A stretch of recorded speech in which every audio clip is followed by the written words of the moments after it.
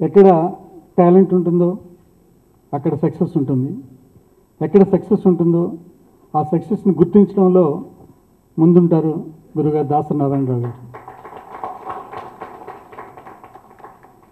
Cinema hit అయిందని తెలిసిన వెంటనే ఆయన స్పందించి ఆయన ఆనందపడి ఆ సక్సెస్ ఇచ్చినటువంటి ఆ టీంని ఎంకరేజ్ చేయాలనే ఉద్దేశంతో మనస్ఫూర్తిగా ఆయన అందరికీ బొకేలు పంపించి, డైరెక్టర్కి, హీరోకి, నాకు మా అందరికీ బొకేలు పంపించి ఆయన ప్రేమనే, ఆయన ఎంకరేజ్మెంట్ని ఇవ్వడం అనేది గొప్ప సంస్కారం. అది నేర్చుకుంటే వచ్చేది కాదు. మేము చాలా చిన్నవాళ్ళం.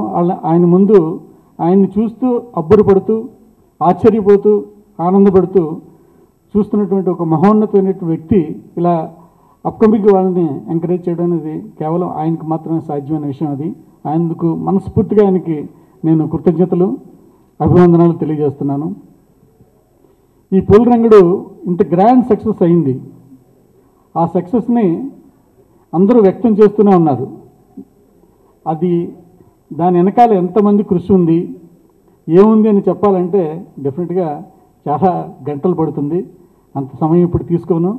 సో డెఫినెట్గా ముందు అతి త్వరలోనే ఇది అర్ధశత దినోత్సవాన్ని కూడా జరుపుకోబోతుంది కాబట్టి ఆ సభలో చెప్తాను. ఈ మ్యాక్స్ ఇండియా ప్రొడక్షన్స్ అనే సంస్థని ఏ రోజైతే వెంకట్ గారు తీర్చిదిద్ది, ఇది మీ ఆధ్వర్యంలో మీరు ప్రొడ్యూసర్గా ఈ సంస్థ ద్వారా ఒక మంచి చిత్రాలు తీయాలి అని ఆయన ప్రోత్సహించి సంస్థను స్థాపించి నా ద్వారా ఫస్ట్ ఫిల్మ్ ప్రేమ కావాలి అనే సినిమా నిర్మింపజేశారు. ఆయన సంకల్ప బలం ఆ సినిమా ఆది అనే కొత్త హీరో, ఇషా చావ్లా అనే ఒక కొత్త హీరోయిన్, అప్పుడప్పుడే పేరు తెచ్చుకోవడం కోసం తాపత్రయపడుతున్నటువంటి అనూప్ రూబెన్స్, వాళ్ళ ముగ్గురు కాంబినేషన్లో ఒక అద్భుతమైన సక్సెస్ సాధించి 100 డేస్ ఫిల్మ్గా మీ అందరి ఆదరణ పొందింది ప్రేమ కావాలి. ఆ స్ఫూర్తితోటే ఇమీడియట్గా నెక్స్ట్ ఎలాంటి ఫిల్మ్ చేయాలి మ్యాక్స్ ఇండియాలో అనుకుంటున్నప్పుడు ఆయన సునీల్ గారు, వీరభద్ర చౌదరి గారు చెప్పినటువంటి ఈ ప్రాజెక్ట్ గురించి విన్న వెంటనే ఈ ప్రాజెక్ట్ మ్యాక్స్ ఇండియాలో చేస్తే బాగుంటుందని చెప్పి నన్ను పిలిచి నన్ను కథ వినమని ఈ సినిమా బాధ్యతను నాకు అప్పగించారు. దానికి పూర్తి చేయడం కోసం అందరూ తపస్సు చేశారు. సునీల్ 3 సంవత్సరాల నుంచి తన ఫిజిక్ని మార్చుకోవడం కోసం ఎంత కష్టపడ్డాడో, ఈ పూలరంగడి సినిమా మొదలైన దగ్గర నుంచి ఈ యూనిట్కి సంబంధించినటువంటి ప్రతి టెక్నీషియన్ కూడా అంతకు మించిన ఒక తపస్సు. అది ఏమాత్రం అతిశయోక్తి కాదు. ఏంటి మ్యాడ్లీగా నేను సునీల్ని కూడా చెప్తూ ఉండేవాడిని, మరీ అంతలాగా రిస్కులు తీసుకోవద్దు, నా భయం వేస్తుంది షూటింగ్ చూడాలంటే కూడా. ఆ డ్యాన్స్లో అతను చేసిన మూమెంట్స్ కానీ, ఫైట్స్లో కానీ, ఎవ్రీథింగ్. అలాగే ఆయనతో పాటుగా ఆయన చేస్తున్నటువంటి ఆ పట్టుదలను తెర మీద చూపించడం కోసం డైరెక్టరు, కెమెరామ్యాను, అందరు టెక్నీషియన్స్ కూడా ఎవరి వంతు వాళ్ళు చేశారు. అందుకే ఇంత అద్భుతమైనటువంటి మీ అందరికీ నచ్చే పూలరంగడి వాళ్ళ రూపొంది మీ ముందుకు వచ్చింది. ఈ సక్సెస్కి కేవలం ఒక కమర్షియల్ సక్సెస్ వచ్చిందని మేము ఆనందపడడమే కాదు, నేను సంతోషిస్తున్నది ఏంటంటే ఈ సినిమా ద్వారా సమాజానికి ఏదో ఒక మంచి జరుగుతుంది. ఆ మంచి ఏమిటి అంటే ఇవాళ ప్రతి ఇంట్లో కూడా చాలామంది పిల్లల్ని పేరెంట్స్ తిడుతున్నారు సునీల్ని చూపించి. సునీల్ చోటు గుర్తు తెచ్చుకోండి రా, ఎలా ఉండి సునీల్ ఎంత క్రమశిక్షణగా తన బాడీని ఎలా తీర్చిదిద్దుకున్నాడు, ఆ పట్టుదల క్రమశిక్షణ ఉంటే ఎవరైనా ఏదైనా సాధించవచ్చు అని చెప్పి ఒక రోల్ మోడల్ కింద సునీల్ని చూపించి పేరెంట్స్ అందరూ కూడా వాళ్ళ పిల్లల్ని ఒక మార్గదర్శక వైపు చూపించే ప్రయత్నం జరుగుతుంది. అలాంటి ఒక ఆదర్శవంతమైనటువంటి హీరో యాక్ట్ చేసిన ఈ పూలరంగడి నిర్మించినందుకు నేను మనస్ఫూర్తిగా సంతోషపడుతూ ఈ ప్రాజెక్టుకి అంకురార్పణ చేసిన వెంకట గారికి కృతజ్ఞతలు తెలియజేసుకుంటూ మా ఈ సక్సెస్ని ఆశీర్వదించడానికి వచ్చిన దాసరి నారాయణరావు గారికి హృదయపూర్వకంగా కృతజ్ఞతలు తెలియజేసుకుంటున్నాను. Thank you very much. Poolarangadu విజయోత్సవంతో పాటు ట్రిపుల్ ప్లాటినం డిస్క్ షీల్డ్స్ బహుకరించడానికి నా మీద గౌరవంతో నన్ను ఆయన కనిపించడు, వినిపించడు వెంకట్ గారు. అయినా చాలా మంచి సినిమాలకి, మంచి ప్రాజెక్టులకి అంకురార్పణ చేస్తూ, కొంతమంది కొత్త వాళ్ళని పరిచయం చేస్తూ, రెగ్యులర్గా సినిమాలు తీస్తూ సినిమా ఇండస్ట్రీలో ఒక అతి తక్కువ కాలంలో సముచిత స్థానాన్ని సంపాదించారు. వరుసగా హిట్స్ ఇస్తూ వచ్చిన ఈ సంస్థ మన ప్రేమ కావాలి చేసిన, బిజినెస్ మ్యాన్ చేసిన, ఇవాళ పోలరంగడి చేసిన, మొన్న మిరపకాయ చేసిన అన్ని విజయవంతమైన చిత్రాలు చేస్తూ వచ్చిన సంస్థ. ఆ సంస్థని తెర ముందు ఉండి ప్రత్యక్షంగా నిర్మాతగా పనిచేస్తున్న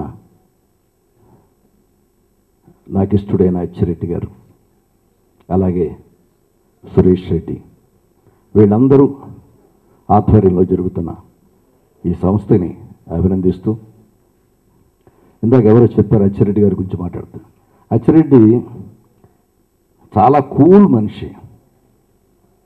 సినిమా నిర్మాత కూల్గా ఉండడం చాలా కష్టం. ఇద్దరు నిర్మాతలు ఉంటే ఒకరు కూల్గా ఉండాలి, ఒకరు చాలా హాట్గా ఉండాలి. ఇది నాగిరెడ్డి చక్రపాణి గారి దగ్గర నుంచి ప్రారంభమైంది. చక్రపాణి గారు చాలా హాట్, నాగిరెడ్డి గారు చాలా కూలు. మరి వెంకట్ గారు కూలు హాట్ నాకు తెలియదు, కానీ అచ్చిరెడ్డి మాత్రం చాలా కూలు. అందుకే ఇన్ని ప్రాజెక్టులు ఎంత సక్సెస్ఫుల్గా చేయగలుగుతున్నారు. ఇక పోలరంగడికి వస్తే, నాకు చాలా ఈ విజయం నాకు చాలా సంతోషంగా ఉంది.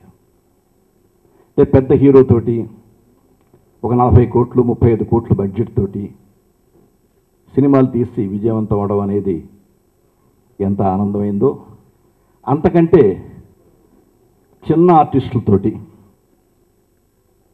ఒక మీడియం బడ్జెట్ తోటి ఒక సినిమా తీసి సక్సెస్ అవడం అనేది, I feel this success rate is bigger than that success rate. అలా కంపేర్ చేస్తుంటాను నేను. ఎందుకంటే నీడ అని ఒక సినిమాని తీశాను నేను 1976లో. టోటల్గా 10 డేస్లో తీసాం ఆ సినిమా, విజయవాడలో అవుట్డోర్. ఆ సినిమాలో కృష్ణ గారి అబ్బాయి మహేష్ బాబు హీరో, ఫస్ట్ రమేష్ బాబు. అందులో మహేష్ బాబు కూడా ఒక చిన్న వేషం వేశాడు. ఆ సినిమా 1,10,000 రూపాయలతో తీశాను. ఆ సినిమా నూన్ షోస్లో రిలీజ్ చేశాం.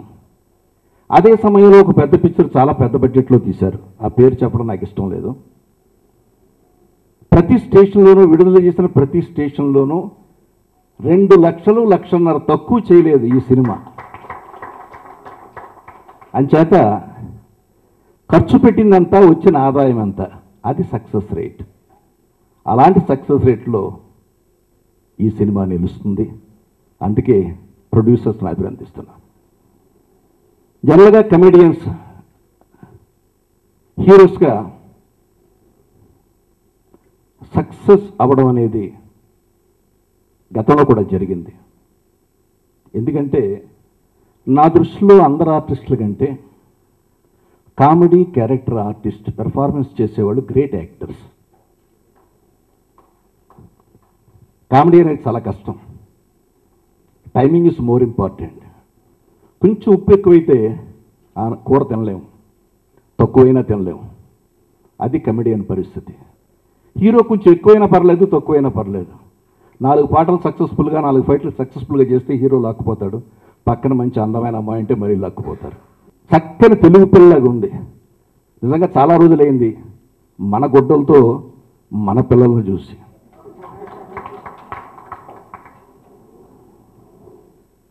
రాను ఫస్ట్ 1 రీల్లో 2 రీల్లో నాకు పెద్ద ఇంప్రెసివ్గా అనిపించలా.